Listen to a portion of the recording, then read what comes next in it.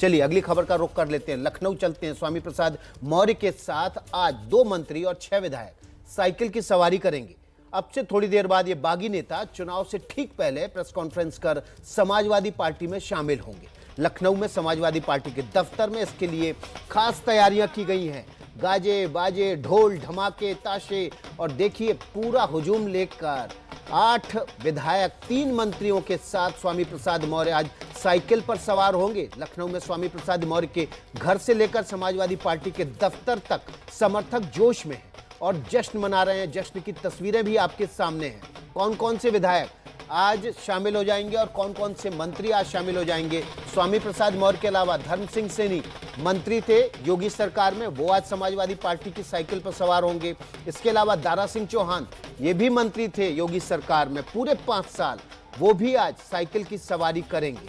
और धर्म सिंह सैनी इस समय कुछ बोल रहे हैं, सुनवा देते हैं आपको कि वो क्या कह रहे हैं। क्षेत्र में और आरक्षण के क्षेत्र में पूरे तरीके से शोषण हुआ है, उस बात को देखते हुए आज हम सब लोग पिछड़े दलित वर्ग के लोग पूरे उत्तर प्रदेश के आज मकर संक्रांति के समय पर हम सब समाजवादी पार्टी ज्वाइन करने जा रहे हैं और ये संकल्प लेंगे कि हम उत्तर प्रदेश का मुख्यमंत्री पिछड़े समाज का, जो दलित शोषित और अपने वर्ग के लोगों की बात सुने, उनका कल्याण करें, उन्हें रोजगार देने का काम करें, उनके आर्थिक राजनीतिक क्षेत्र में उन्हें आगे बढ़ाने का काम करें। इस शपथ को लेकर के हम आज आगे बढ़ने का काम करेंगे। सिद्धार्थनाथ सिंह जो कैबिनेट में मंत्री आपके मित्र भी रहे हैं, उन्होंने कहा कि देश के सबसे बड़े पिछड़े नेता तो प्रधानमंत्री नरेंद्र मोदी स्वयं हैं। उन्होंने उज्ज्वला कनेक्शन करोड़ों लोगों को दिया, लोगों को घर दिया, शौचालय दिया, राशन दिया, किसानों को किस्त दिया, सब कुछ तो दलितों किसानों के लिए किया। क्या कहेंगे? मैं केवल एक बात कहना चाहता हूँ कि चाहे दलित हो, पिछड़ा हो, जो दलित की बेटी से, दलित की माँ से जन्म लेता है वो दलित कहलाता है। जो पिछड़े की माँ, पिछड़ा माँ से पैदा होता है वो पिछड़ा कहलवाता है। केवल सूची में सरकार अपर कास्ट के लोगों को पिछड़ी जाति में डाल दे, उससे मानसिकता नहीं बदलती। मानसिकता तो पैदाइश से बदलती है, वो वही मानसिकता लेकर के आता है जो पिछड़ा या दलित माँ से की कोख से पैदा होता है। हम लोग दलित पिछड़े माँ की कोख से पैदा हुए हैं, हमारी सोच दलित पिछड़ों के हित में है।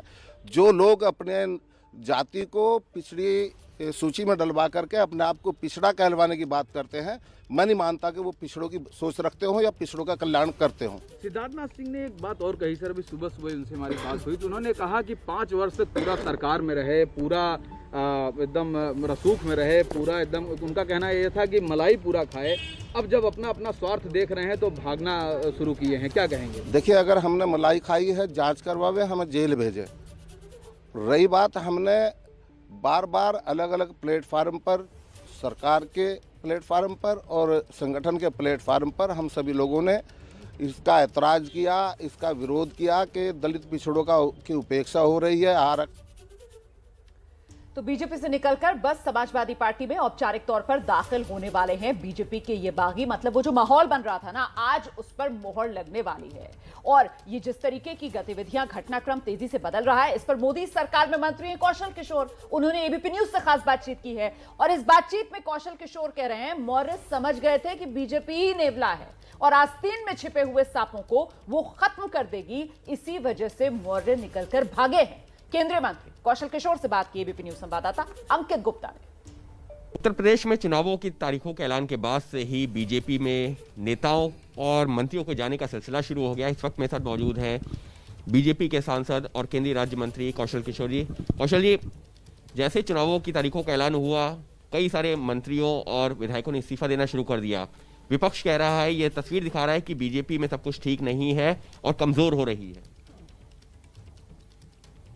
कि विपक्ष जो है क्या बोल रहा है वो तो अपनी बात करेगा।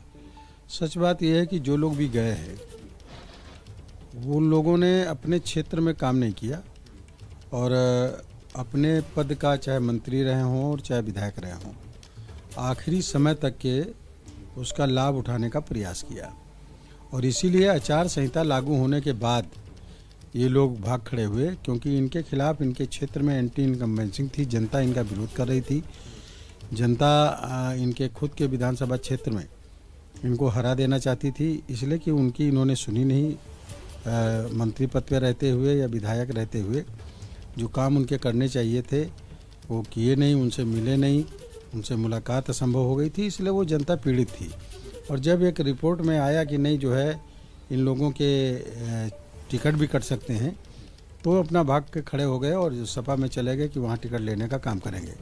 लेकिन स्वामी प्रसाद मौर्य लगातार ये कह रहे हैं उपेक्षा हो रही थी, खासतौर पर जितने भी इस्तीफे आ रहे हैं, अगर आपने भी देखे होंगे, सब में इस बात का जिक्र किया गया है दलित और पिछड़ों की उपेक्षा हो रही थी, रोजगार नहीं था और इस वजह से ये इस्तीफे दिए जा रहे हैं। और स्वामी प्रसाद मौर्य ने शुरुआत की और उसके बाद में कई सारे विधायकों मंत्रियों ने इस्तीफे देने शुरू कर दिए। जो लोग भी जा रहे हैं वो उसी तरह के लोग हैं, उनसे जुड़े हुए लोग थे पहले से। और अगर पिछड़ों की और SC/ST के लोगों की, वंचित समाज के लोगों का अगर उपेक्षा हो रही थी तो 5 साल क्या करते रहे? बीच में क्यों नहीं बोले?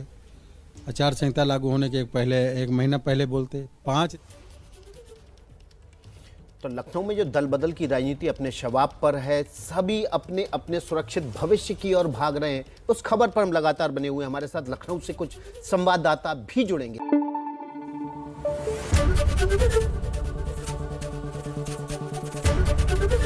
ABP न्यूज आपको रखे आगे।